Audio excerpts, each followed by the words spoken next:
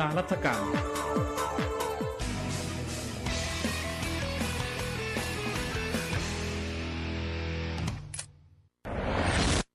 เต้นบีบอยซื้อเขาก็เต้นเป็น เอาวะ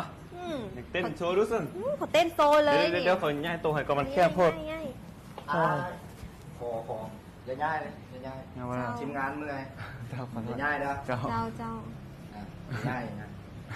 เดี๋ยวนั่งลงกันแล้วซะเนาะ นั่งล้มกัน อ๋อได้ป่ะ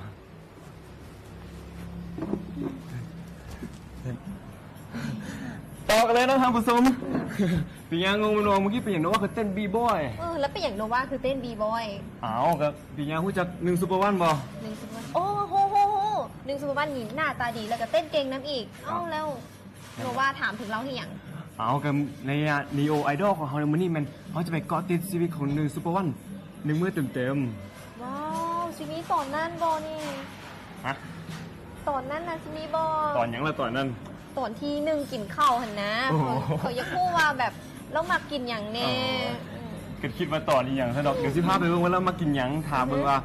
จะต้องไปเบิ่งมิสเตอร์ไอดอลมื้อนี้มิสเตอร์ไอดอลจะพาไปเบิ่งจังใด โอ้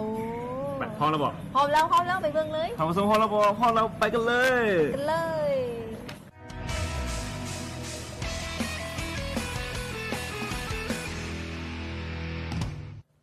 เวียงจันทร์ดิฟรีรางวัลการเต้นฮิปฮอป สบายดีท่านผู้ชมและมื้อนี้เป็นระยะของ Neo Idol และตอนนี้ข้าพเจ้าเอง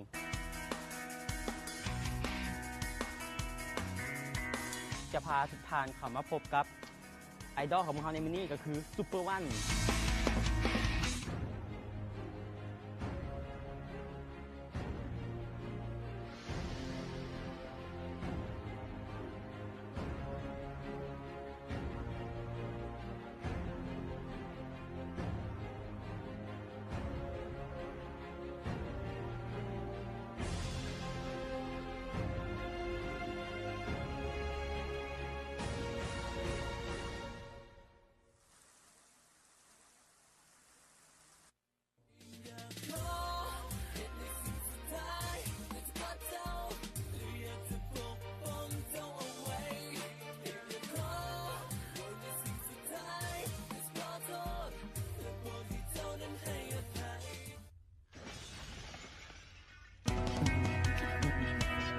ท่านผู้ชมและตอนนี้ซูเปอร์วันเขากำลังมาแล้วอ๋อผู้ดีมาผู้ดี ซูเปอร์วันหามาสบายดี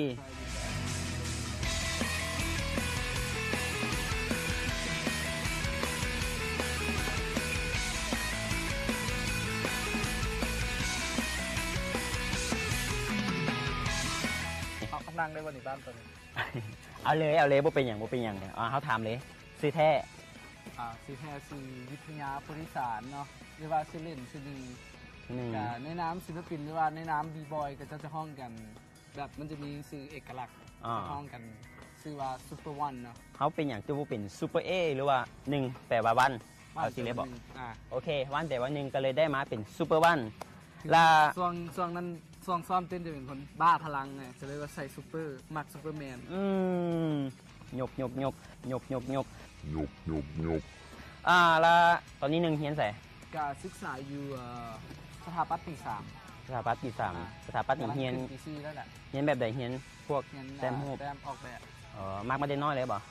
ก็มาเริ่มมักช่วงใหญ่นี่แหละเพราะว่าแม่เป็นคนแบบว่าเรามักบ้านทรงลาว แต่เวลาเฮียนมันสิแบบอาจารย์ให้ออกแบบว่าแล้วแต่เฮาอยากเฮ็ดบ้านทรงลาวหรือบ้านโมเดิร์นแต่ที่หลักๆมันมีเฮ็ดทรงลาวหมดเพราะว่าเป็นคน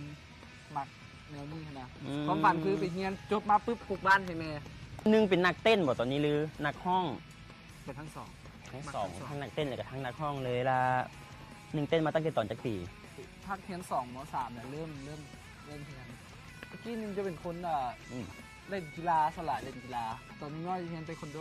เทควันโด อ่า ละเอาละมันเป็นจุดตัวไหนที่เขาจึงเข้ามาว่าโอ้เขาเริ่มมักเต้นแบบออกกีฬาไปกับเสียงเพลงแล้วกลายมาเป็นเต้นอย่างนี้สิ ก็หลังจากนี่คิดว่าแต่ปีมากวงการฮิปฮอปเริ่มเข้ามาลาวนี่ประมาณปี 2000 คือเขาฮู้มาแล้วหั่นน่ะเขามักเนาะแบบ เป็นแนวแบบมันสิมีไอดอลเฮาเนาะ อ่า เอาเบิ่งอุ้ยคักเลยเห็นเขาต่างประเทศคือว่าไงไมเคิลแจ็คสันไทยกับไทยกับฮู้แมันบ่เขาจะเต้นคักอย่างซี่นะ นึงมักไมเคิลแจ็คสันวะ แม่นล่ะโดยเฉพาะท่านี้เด้อ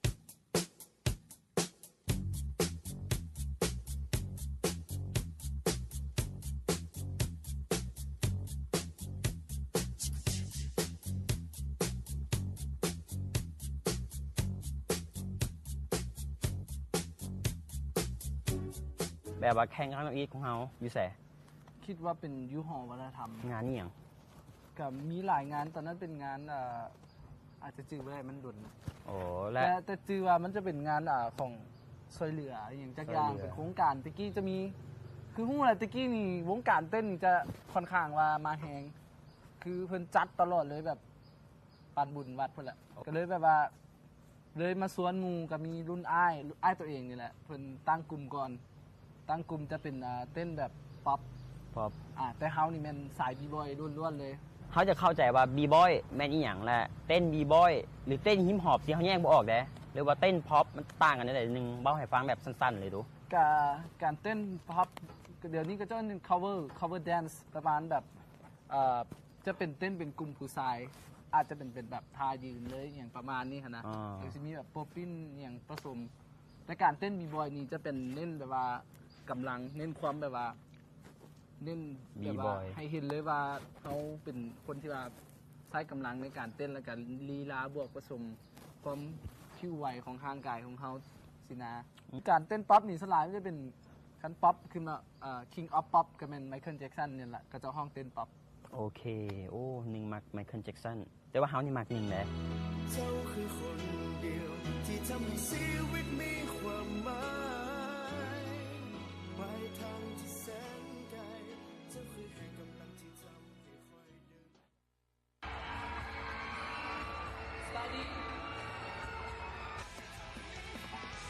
มามีสิต้องมีวันนั้นแม้นว่ามันอยู่ไกลบอกเกินกว่าใจจะไปถึงอาจจะผิดหวัง ตัวนี้นอนเป็นรางวัลท่านผู้ชมเป็นรางวัลที่หนึ่งได้ไปเลาะเก็บมาถึงหนึ่งได้ไปเลาะเก็บผลงานมา อันนี้เป็นแค่ส่วนหนึ่ง เป็นเพียงส่วนหนึ่งเท่านั้นเองเวียงจันทร์เดฟี่รางวัลการเต้นฮิปฮอปของปี 2005หนึ่งลองเว่าที่มาดูว่าหนึ่งได้มาจังไดเต้นเป็นทีมบ่หรือ ตัวนี้จะ จั เป็น งไหนเลย เป็นการรวมตัวทีมใหญ่เลย งานแข่งครั้งแรกของประเทศก็เลยว่า อันนี้เป็นงานแข่งของเฉพาะบีบอยล้วนๆเลย ตัวนี้แข่งเป็นทีมเนาะ แข่งเป็นทีมของเราวบังไฟ หนึ่งอยู่ที่ลาวบังไฟ และหนึ่งเคยไปแข่งที่ต่างประเทศอีกบ่ มี2คันนี้จะเป็นยูไทย ตัวใดที่หนึ่งคือว่าหนึ่งได้มาแล้วแบบประทับใจสุดเลยแบบอุ้ยตัวนี้ซัวสิได้มายากหลายเลยก็ประทับใจคอนเสิร์ตครั้งนี้หลายการเต้นเฮาบ่หรือว่าการโชว์ของเฮา ก็มีประมาณ3-4 งาน แต่ว่าหลักๆคือมันจะมีตัวเวียงจันทร์เดฟี่แข่งเดียวๆครั้งแรกของประเทศลาว หนึ่งนี่เต้นมาดนออกกำลังกายจังไดต้องฟิตตลอดว่ะ จะมีทาประจำของตัวเอง โอเค คือแต่ละมือคือประมาณว่าเขาแบบคือคนเล่นดนตรีเนาะคนเล่นกีตาร์ อ่า ที่นอนนี่ก็ต้องมาเก่าสายกีตาร์ประมาณ โอ้ก็แมนแบบ แม่นบ่ แมน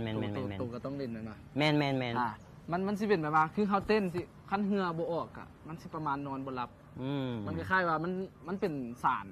ารเสพติดหนึงบ่หรือเป็นสารที่ว่าเฮ็ดให้เฮาติด เป็นสิ่งที่